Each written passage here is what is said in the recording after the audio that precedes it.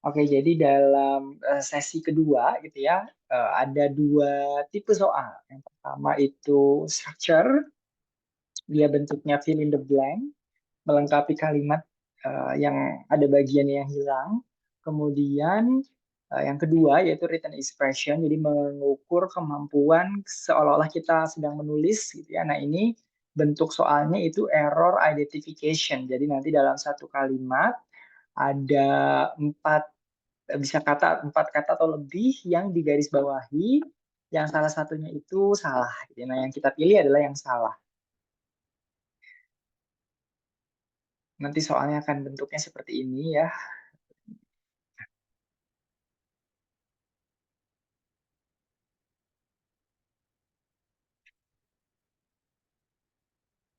Jadi misalkan yang atas kita baca, nerve is actually many nerve fiber bound together.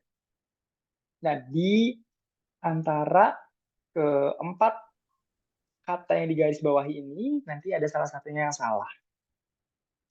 Yaitu yang kalau di sini yang C ya, karena harusnya apa? Harusnya S, fibers. Karena terlihat dari many. Many artinya kan lebih dari satu, sehingga noun fiber harusnya ditulis dalam bentuk plural, sehingga ada S-nya. Nah, ini salah satu cara untuk meriksa kembali jawaban kita apakah sudah benar atau belum, yaitu dengan mencari tahu bagaimana cara membenarkannya. Gitu ya. Ini bisa juga kita sebenarnya, tapi ini akan takes a lot of time ya, menggunakan sistem eliminasi. Oh, A udah betul, B udah betul, C misalkan ragu-ragu, D juga sudah betul, berarti yang salah tinggal yang C. Itu seperti itu juga bisa, tetapi tadi memakan banyak waktu, padahal kan dalam sesi kedua TOEFL itu hanya 25 menit dan ada 40 soal. Jadi itu yang harus kita perhatikan. Kemudian di sini prosedurnya, first look at the underlined word or group of words. Jadi sebenarnya kita tidak perlu dulu untuk melihat atau membaca satu kalimatnya secara lengkap, tapi kita bisa langsung melihat kata-kata yang digarisbawahi. Ya, jadi kita bisa langsung melihat kata yang digarisbawahi, lalu kita lihat sekelilingnya. Sekelilingnya ini uh,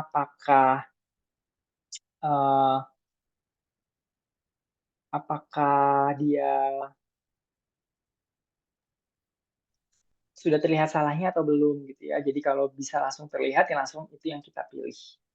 Akan mempercepat waktu penyelesaian. Kemudian if you have been unable to find the error by looking only at the four underlined expression, then read the complete sentence. Baru kalau kita dari hanya melihat kata-kata yang digarisbawahi belum tahu yang mana yang salah, barulah kita baca kalimat lengkapnya gitu ya. Often an underlined expression is incorrect because of something in another part of the sentence. Jadi seringnya itu bukan seringnya ya, pasti selalu ada kaitannya dengan kata-kata sekelilingnya.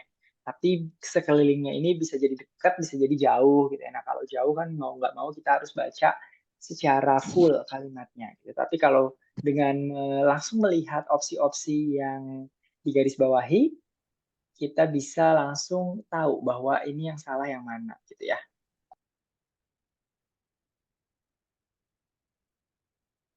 Oke, kemudian di sini yang pertama, yang paling how do I say it? Masalah paling penting gitu ya, masalah paling penting. eh, Utamanya gitu ya, yang menjadikan satu karena konteksnya adalah kalimat, yang menjadikan satu kalimat itu benar atau salah adalah antara subjek dengan kata kerjanya gitu. Karena kan syarat minimal suatu kalimat adalah adanya satu subjek dan kata kerja. Nah, subjek dan kata kerjanya ini sudah betul atau belum penggunaannya. Karena eh, kalau subjek dan kata kerjanya ini satu sama lain saling menentukan gitu ya. Subjeknya apa, verb yang digunakan seperti apa.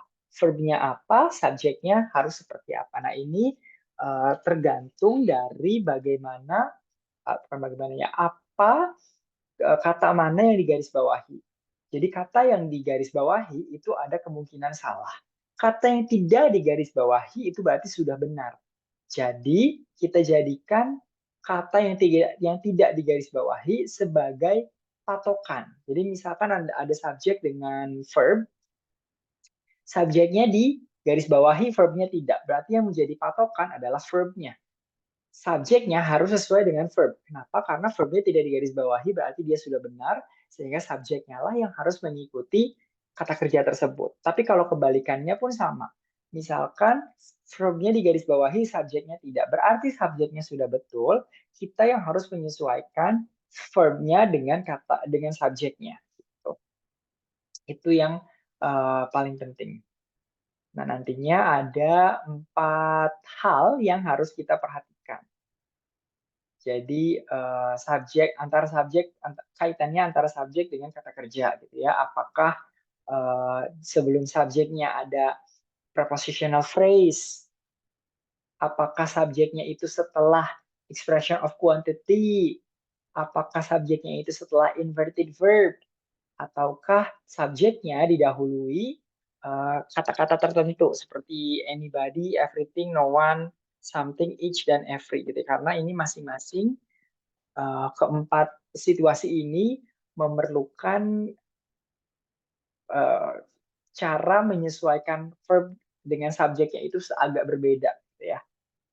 Ini yang pertama, make verb agree after prepositional phrase. Jadi membuat bagaimana menyelaraskan antara kata kerja dengan subjek yang posisinya itu sebelum prepositional phrase. Diingat frase itu kumpulan kata, namanya prepositional phrase, berarti ada dalam frase yang terdiri dari rangkaian kata itu ada preposisinya, gitu ya. Sometimes prepositional phrases can come between the subject and the verb. If the object of the preposition is singular and the subject is plural, or if the object of the preposition is plural and the subject is singular. Jadi ini cara menyesuaikannya. Jadi kita harus bisa melihat subjeknya yang mana. Jangan terkecoh dengan yang namanya object of preposition. Ketika satu kata benda yang bisa jadi subjek itu kan salah satunya kata benda. Ketika si kata benda ini berada di belakang preposition, berarti dia itu sudah kehilangan kemampuannya untuk menjadi subjek. Namanya menjadi object of preposition, objek dari preposisi yang mendahului dia. Contohnya di sini ada kata the key dengan the doors. Dua-duanya sama-sama noun. Tetapi yang bisa jadi subjek hanya the key. Kenapa? Karena the doors sudah diawali oleh to. To di sini merupakan preposition. Sehingga the doors menjadi object of preposition. To the doors merupakan prepositional phrase. Gitu. Jadi kata kerja are ini harusnya menyesuaikannya dengan kata key, dengan bukan kata the doors. Begitu juga contoh yang kedua.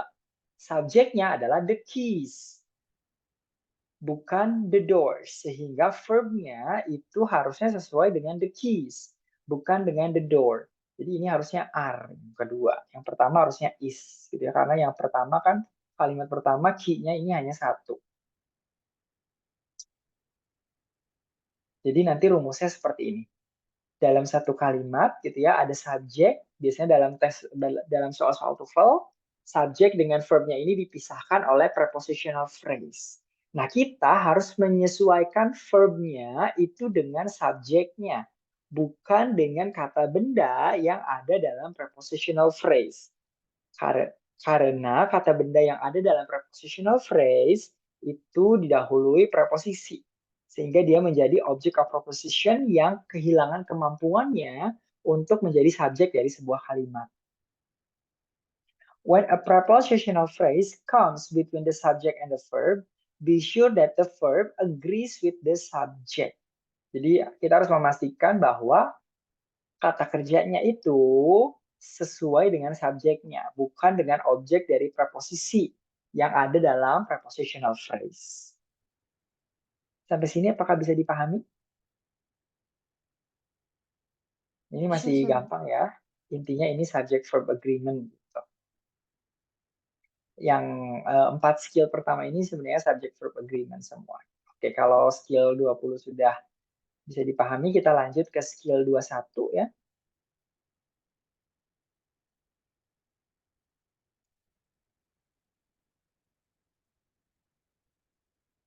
Oke, aduh.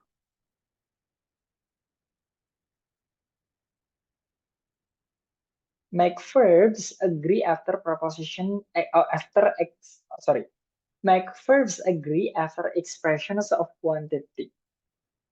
Jadi di sini kita harus menyesuaikan kata kerja dengan subjek yang subjeknya ini memiliki quantifier, kata yang menjelaskan jumlah dari subjek tersebut. Nah, kita jangan terkecoh. Yang harus kita seragamkan adalah kata kerja uh, dengan subjeknya, bukan dengan quantifier dari subjek. Kita lihat, a particular agreement problem occurs when the subject is an expression of quantity.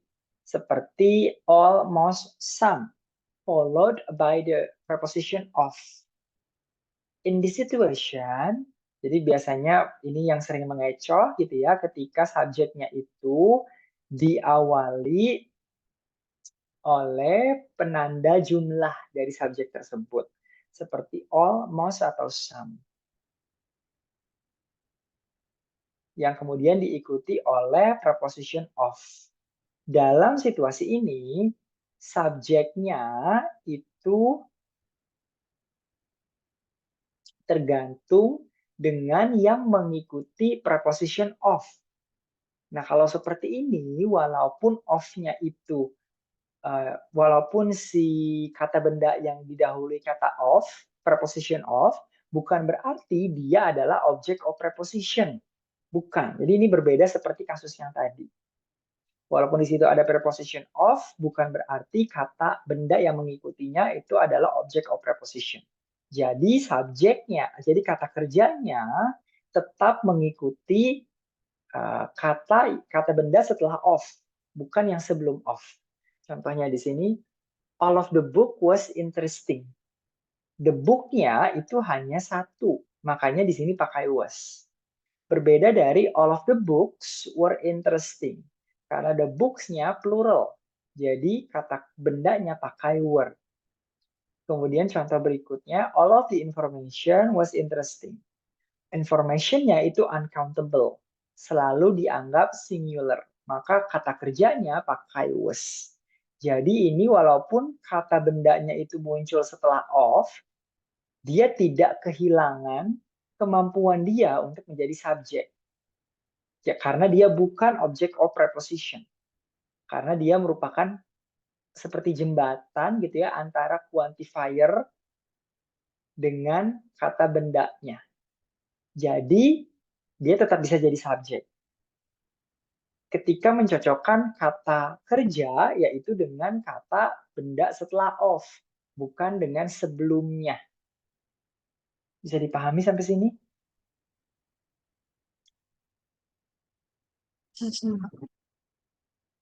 Cara ngemakainya piye, cara tahunya seperti apa gitu. Nah, ini kita harus lihat kalau yang quantifier. Quantifier berarti sebelum of-nya itu bisa berupa all, most, atau some. Berbeda dari skill yang 20 tadi. Skill yang 20 itu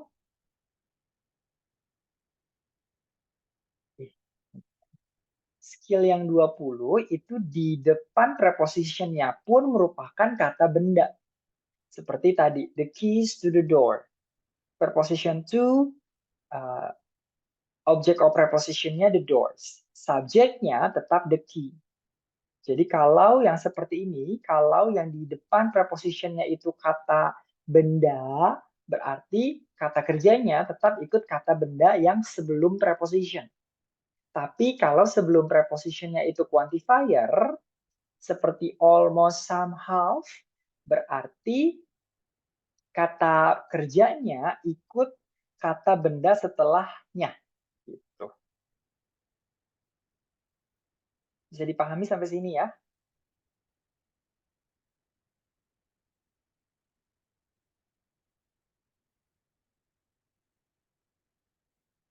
Oke, ini latihan-latihannya bisa dikerjakan sendiri ya, ada contohnya, so it's not that difficult.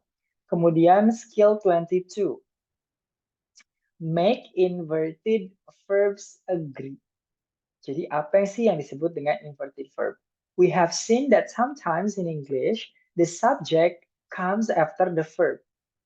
Jadi dalam bahasa Inggris itu kadang kata kerjanya muncul sebelum, setelah, ya kebalikannya ya. Jadi subjek muncul setelah kata kerja. Jadi kata kerja dulu baru subjek gitu ya. Tadi kan yang dua skill kita pahami itu subjek dulu baru kata kerja. Gitu ya. This can occur after question words. Jadi ini bisa muncul setelah kata-kata yang berisi pertanyaan seperti yang ada di skill 15. After after place expression gitu ya, setelah ekspresi yang menunjukkan tempat, after negative expression, after omitted conditional, and after some comparisons.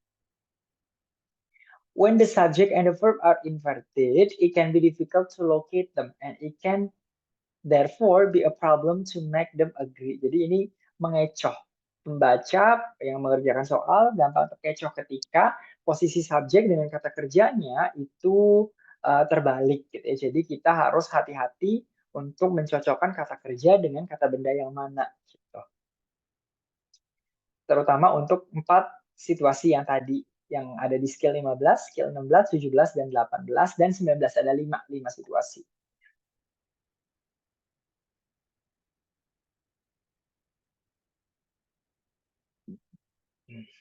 Sorry.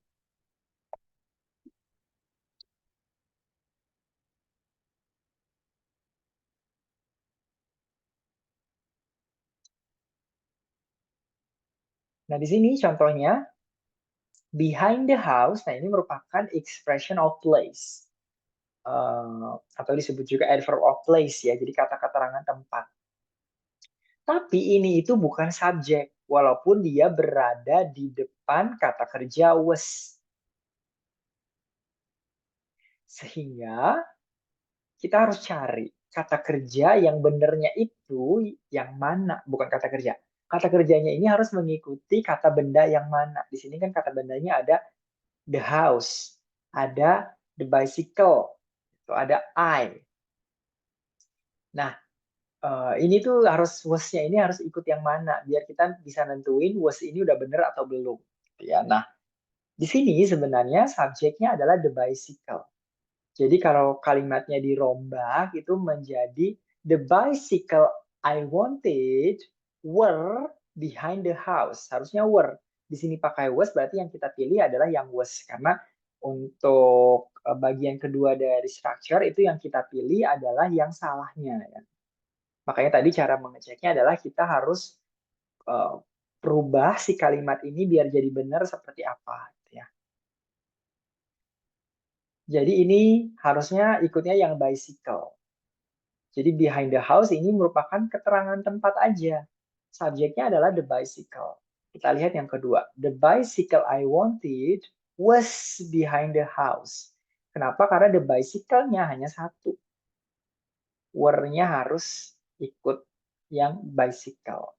Bukan bukan bukan ikut the houses. Ya, jadi kita seperti harus merombak dulu kalimatnya agar jadi susunan urutan yang lumrah gitu ya, yang biasa, yang common, tetapi untuk menentukan kalimatnya yang benar yang mana. Tuh, kalau tidak bisa langsung. Ini kadang muncul tapi tidak terlalu banyak sih sebenarnya. Tapi tetap harus kita kuasai ya. Jadi nanti penggunaan inverted verb, kata kerja yang posisinya berada di depan subjeknya itu untuk situasi-situasi ini. Yang ada kata tanyanya, tapi bukan kalimat tanya ya, karena dalam semua TOEFL test itu semuanya berbentuk statement kalimatnya, tidak ada kalimat tanya, semuanya kalimat pernyataan, tidak ada kalimat pertanyaan. Kemudian kalimat yang negatif, kemudian kalimat yang ada kata keterangan tempatnya, kemudian yang menunjukkan persyaratan gitu ya, tapi yang tanpa if, Jadi conditional tapi tanpa if, kemudian yang menunjukkan perbandingan. After question words, negative expression, plus expression, conditions without if, and comparisons, the verb agrees with the subject, which may be after the verb.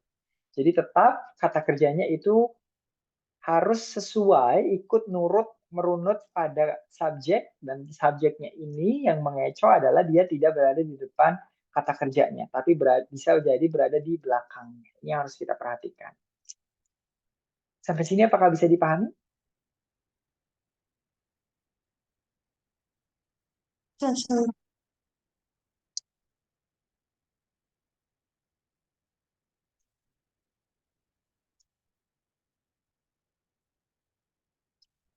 Oke, kita lanjut ke skill 23. Make verbs agree with certain words.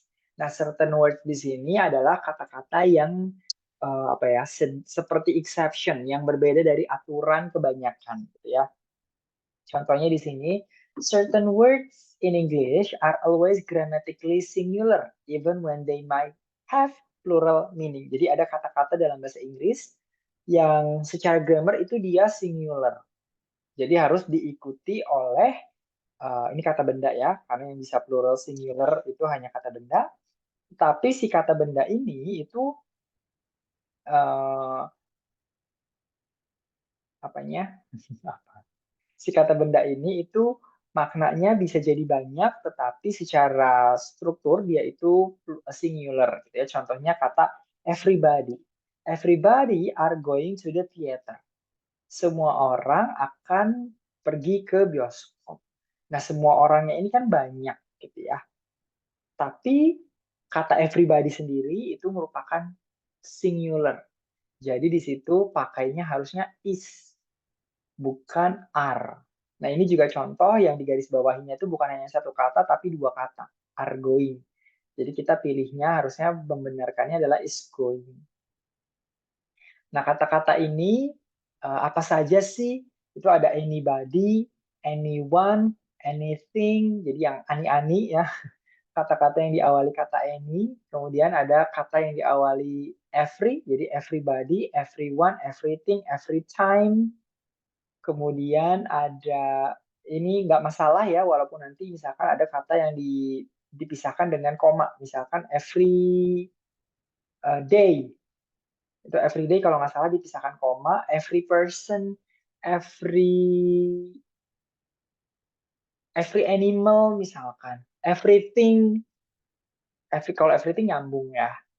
Pokoknya every-nya dipisah, every dengan kata bendanya dipisahkan oleh spasi pun dia tetap dihitung singular. Kemudian ada kata nobody, no one, nothing. Ini semuanya diikuti juga oleh singular dianggapnya ya. Mau ada koma seperti no one, uh, ataupun misalkan no time. No time itu pakai pakai spasi juga. Pakai spasi dia tidak masalah.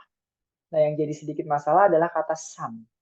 Kalau some, somebody, someone, something, sometime itu dia tidak pakai spasi, baru dia singular.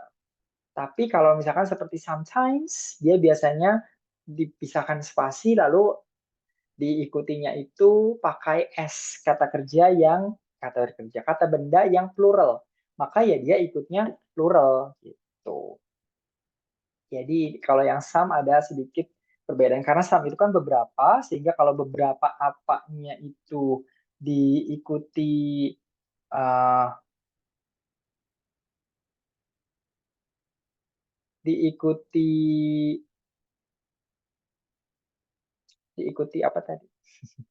Diikuti kata benda yang plural, maka dia harus diikuti kata kerja yang plural juga, kata dasar jadinya gitu ya. Kalau verb be berarti verb be yang are, were, have, been.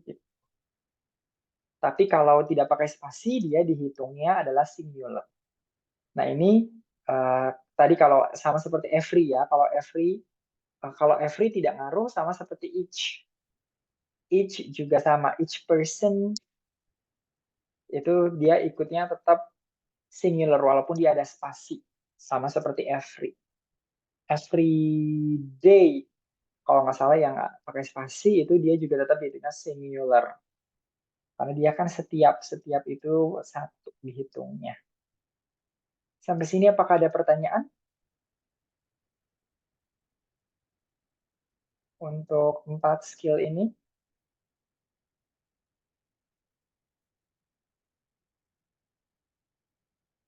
Belum sih. Oke, jadi ketika kita melihat kata yang digarisbawahi, kalau dianya itu adalah kata benda di awal atau kata kerja di awal, kita harus perhatikan dulu. Jadi unsur yang pertama adalah subject verb agreement. Kata kerja utamanya dengan subjek dengan kata benda yang menjadi subjek itu subjek utama ya karena nanti bisa ada beberapa klausa juga dalam satu kalimat itu sudah benar atau belum. Jadi itu yang harus kita pastikan pertama. Tapi kalau misalkan subjek di awal kalimat, kata kerja di awal kalimat tidak digarisbawahi ya berarti sudah aman gitu ya. Kita bisa fokus ke bagian setelahnya.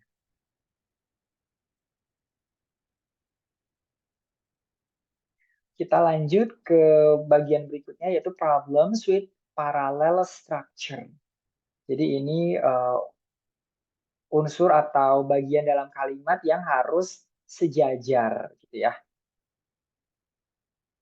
In good English, an attempt should be made to make the language as even and balanced as possible. Jadi seperti sudah sebuah kebiasaan gitu ya ketika ada satu hal yang berurutan itu harus paralel. Makanya tadi ketika tidak paralel di kelas text editing tadi kalau tidak paralel dipisahkannya bukan dengan koma lagi tetapi dengan titik koma. Nah, yang berurutannya ini yang paralel itu juga bentuknya harus sama. Tadi jadi kalau ada kata-kata yang dipisahkan dengan koma berarti dia itu harus seragam ya rumus gampangnya. Seragamnya dengan yang mana itu yang harus kita tentukan.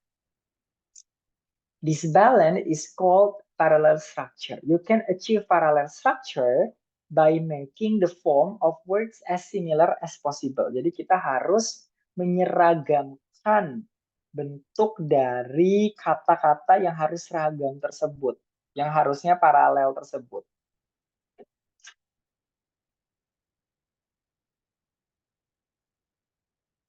Bentar.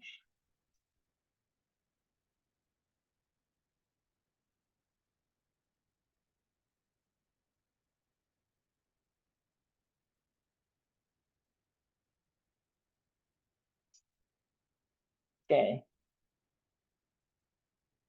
10 menit lagi.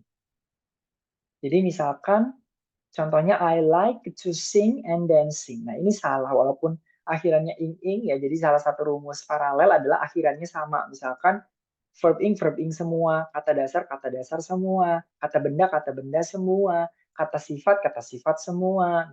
Tapi ini walaupun sama-sama ing, tapi sing ini adalah kata dasar ya. Dancing itu kata dasarnya dance ditambahkan ing, sudah ada tambahan ingnya. Jadi ini salah. Harusnya misalkan I like to sing and dance atau I like singing and dancing. Jadi cara menyeragamkannya seperti itu. Jadi gampangnya gitu ya, kalau verb ing semua. Kalau misalkan adjektif, kata sifat semua. Kata dasar semua. Kita lihat skillnya di sini. Uses parallel structure with coordinate conjunction. Jadi nanti ada dua kata gitu ya, yang katanya ini disambungkan oleh conjunction seperti and, but, atau or. The job of the coordinate conjunction is to join together equal expression. In other words, what is on one side of this word must be parallel to what is on the other side. Jadi kalau ada yang dipisahkan tadi dengan koma itu kalau lebih dari dua. Kalau hanya dua, bisa pakai and, but, atau or saja langsung. Nah, berarti di antaranya itu harus sama si katanya, baik secara kelas ataupun posisi. Secara kelas kata ataupun secara tingkatan. This conjunction can join nouns, verbs, or adjective or phrases. Jadi yang bisa digabungkan oleh and, but, atau or itu bisa kata benda, kata kerja, kata sifat, dan frasa ataupun klausa-klausa. Seperti klausa subordinate dengan main clause. Anak kalimat dengan induk kalimat gitu ya. They just must join. They must join together two of the same thing. Here are jadi harus menghubungkan hal yang sama gitu ya. I need to talk to the manager or the assistant manager. She is not a teacher but a lawyer. Jadi sebelum kata but itu ada teacher, lalu setelah kata but ada lawyer. Sama-sama profesi. Kalau yang pertama the manager atau assistant manager. Atau nanti bisa diganti talk to the manager or his assistant, misalkan kalau manajernya laki-laki. Masih sama karena sama-sama profesi gitu ya. Kemudian ada you can choose from activities such as hiking and kayaking. Ini juga sama gitu ya. Ada kata and yang memisahkan hiking and kayaking. Sama-sama dua pekerjaan yang ditulis dalam bentuk gerund. Hiking dari kata hike, kayaking dari kata kayak. Ditambahkan ing dua-duanya. Kemudian here are examples of two verbs joined by coordinate conjunctions. Jadi ada kalimat he only eats and sleeps when he takes a vacation. Ini sama. Ada kata kerja dipisahkan and yang sebelum n-nya adalah eats, setelahnya adalah sleeps. Kemudian ada yang she invites us to her home but never talks with us. Sebelum kata but-nya ada invites, kemudian setelahnya ada talks. Kemudian you can go home or go to the movies with us. Jadi yang pertama itu stay home, yang keduanya go to the movies. Jadi sebelum or dengan setelah or-nya sama-sama kata dasar stay atau go, dan go karena dia diawali oleh model can. Kemudian kalau menghubungkan dua kata sifat, my boss is sincere and nice. Sincere and nice sama-sama adjective. Kemudian ada the exam that he gave was short but difficult. But-nya menghubungkan kata short dengan difficult. Sama-sama adjective. Walaupun maknanya bertolak belakang. Kemudian ada class can be interesting or boring. Jadi kelasnya bisa menarik atau membosankan. Ini dua-duanya sama-sama adjektif walaupun akhiran ing gitu ya. Tapi ini adjektif bukan gerund, jadi dipisahkan kata on. Jadi kita harus hati-hati juga kalau ada verb ing-nya ini bukan adjektif gitu. Jadi ya walaupun sama-sama ing belum tentu dia setara. Kemudian kalau yang dipisahkan adalah frasa. There are students in the classroom and in front of the building. Yang sejajar adalah in the classroom dengan in front of the building. Kemudian the papers are on my desk or in the drawer. Yang sejajar itu ada on my desk dengan in the drawer. Kemudian ada the checks will be ready not at noon but at 11. Yang seragam adalah at noon dengan at 11. Kemudian ada dua klausa yang digabungkan. They are not interested in what you say or what you do. Klausa yang pertama ada what you say dengan what you do. Disambungkan oleh or.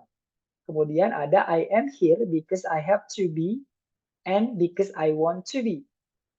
Dia dipisahkan oleh and, ada because I have to be dengan because I want to be. Dipisahkan and.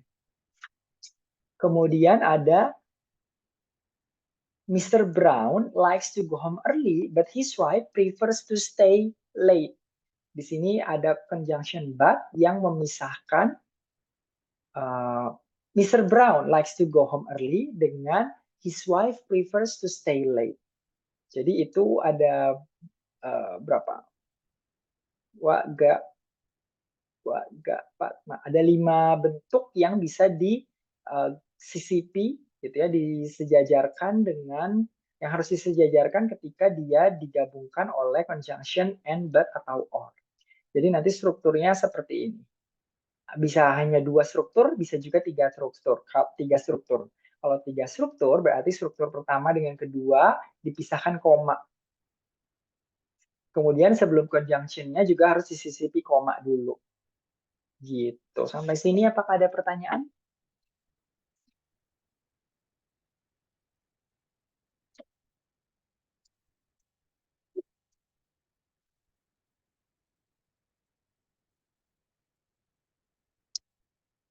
Oke, kalau tidak ada pertanyaan, saya cukupkan perkuliahan hari ini. Nanti teman-teman bisa cek apakah sudah benar kita mulainya dari skill 20. Bisa dicek dari catatan-catatan kemarin, dan mohon ditandai juga nanti kita harus mulai dari skill 25. Oke, thank you so much everyone for joining. I will see you on Friday kali ya. Bye-bye. Thank you, sir.